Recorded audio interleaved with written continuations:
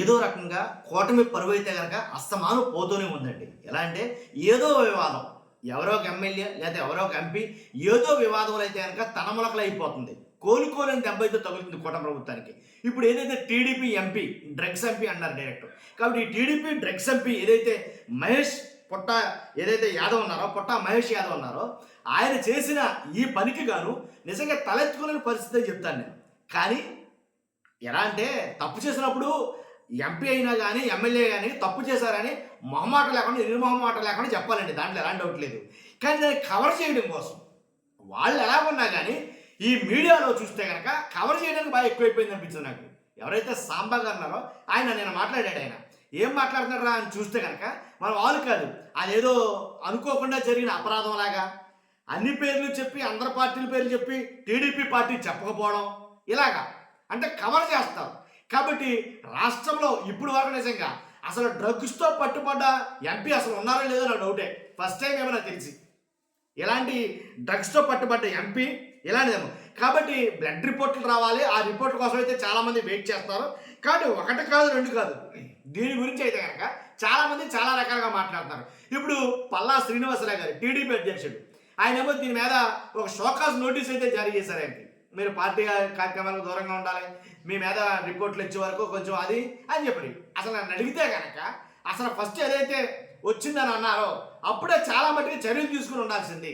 అప్పుడు కాల్చిపోయింది. దీని మీద ఎవరూ స్పందించకపోవడం, కోట ప్రభుత్వంలో దీని మీద ఎవరూ స్పందించకపోవడం, అసలు ఎవరు ఏ తప్పు చేసినా సరే వైసీపీలో ఎవరైతే వంగలపూడి అనిత గారు ఉన్నారో ఫస్ట్ ప్రెస్ మీట్ పెడతారు. అలాంటి ప్రెస్ మీట్ ఇప్పుడు దాకా పెట్టకపోవడం, అనిత గారు కావచ్చు. ఇలా ఒకటి రెండు కాదు, చాలా అయితే కనుక చాలామంది నిశ్చితంగా చూస్తున్నారండి ప్రజలు జరుగుతున్న ప్రతి అంశాన్ని. కాబట్టి ఒక్కసారి సాంబా గారు ఏం మాట్లాడారో ఒకసారి విందాం. అసలు అది ఎలా కవర్ చేయడానికి ఈ విషయాన్ని ఎలా డైవర్ట్ చేయాలనుకుంటున్నారో విందాం. ఆ వీడియోతో పాటు ఎవరైతే పుట్టా మహేష్ యాదవ్ గారు ఒక వీడియో చేశాడు. ఆయన ఏమని, నాకు అసలు ఈ విషయం తెలియదు, నాకు ఈ విషయం అసలు తెలియదు, ఏంటంటే నన్ను ఏదో డిన్నర్గా రమ్మంటే నేను వెళ్ళాను, అంతేగాని నాకు అసలు అక్కడ డిన్నర్లో డ్రగ్స్ ఉన్నట్టు, ఆ పార్టీలో డ్రగ్స్ ఉన్నట్టు, అది డ్రగ్స్ పార్టీ అన్నట్టు నాకు అసలు తెలియదు, తెలిస్తే వెళ్ళకపోదును అని ఒక వీడియో అయితే కనుక సుప్పిని శుద్ధ పూసని అన్నట్టుగా ఒక వీడియో రిలీజ్ చేశారు ఆయన ఎంపీ గారు. ఇప్పుడు అలాంటి పార్టీలు ఎక్కడ జరుగుతున్నాయి, అలాంటి పార్టీలు ఫామ్ హౌస్లో జరుగుతున్నప్పుడు ఆ పార్టీలు ఏ పార్టీలు అయి ఉంటాయో కూడా తెలియకుండా ఎలా వెళ్ళారో నాకైతే అర్థం కాల. వెళ్ళిన తర్వాత అది డ్రగ్సో లేకపోతే మైదా పిండో టెస్ట్ చేయడం కోసం నాకు అనుమానం వచ్చి నేను పీల్చాను అన్నట్టుగా ఉంటుంది వ్యాపారం. కాబట్టి నాకు అసలు ససేమని ఏమీ తెలియదే ఒక వీడియో రిలీజ్ చేశాడు ఆయన.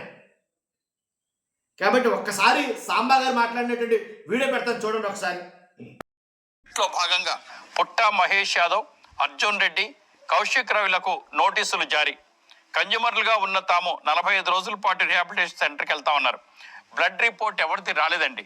బ్లడ్ రిపోర్ట్ వచ్చే వరకు అందుబాటులో ఉన్నారు.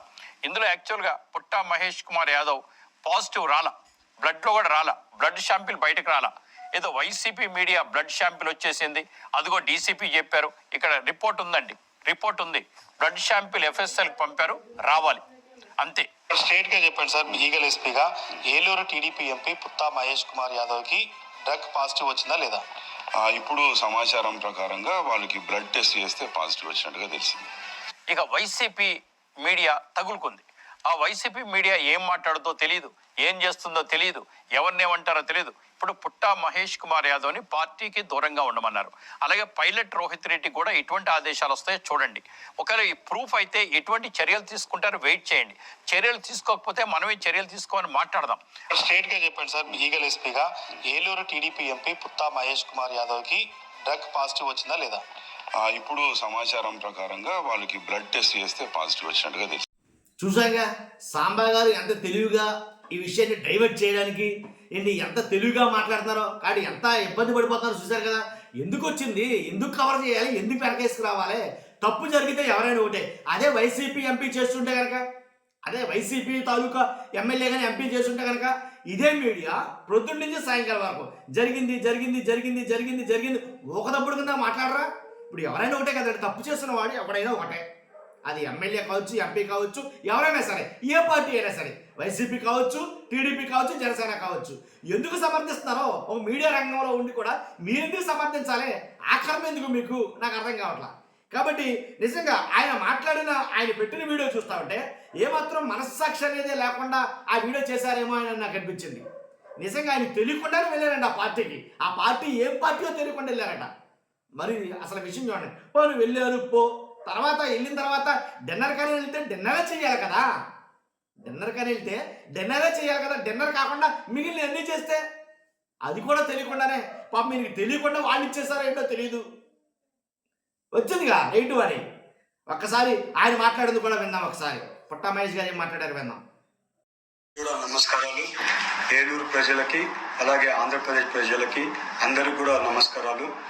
ఇవాళ నేను ఎక్కడ కానీ తప్పు చేయలేదు, మీ అందరికీ నేను చెప్పుకోవాల్సిన అవసరం ఉంది.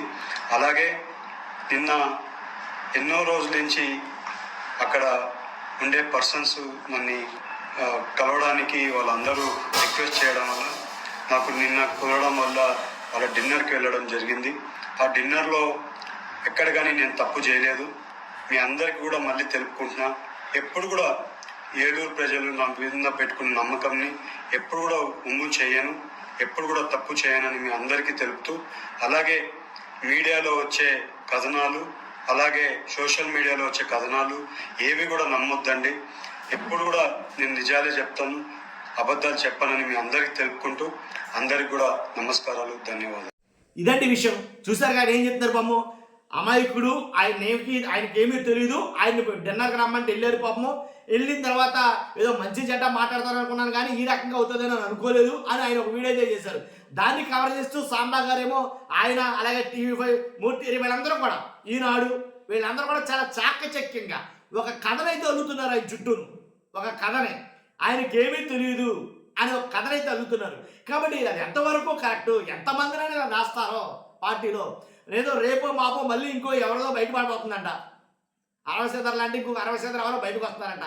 మరి ఇలా ఒకదాని తర్వాత ఒకటి వస్తే ఏంటిది నాకు అర్థం కావట్లేదు. కాబట్టి చాలా మటుకి టీడీపీలోనే అసలు వాస్తవంగా మీకు మాట చెప్పాలి, ఈ పుట్టా మహేష్ యాదవ్కు ఎంపీ టికెట్ ఇవ్వడం అక్కడి నుంచి అసలు ససేమీరా టీడీపీలోనే చాలా మందికి ఇష్టం లేదు. ఇది వాస్తవం. అప్పట్లో కూడా చాలా మంది లోపల నొచ్చుకున్నారు.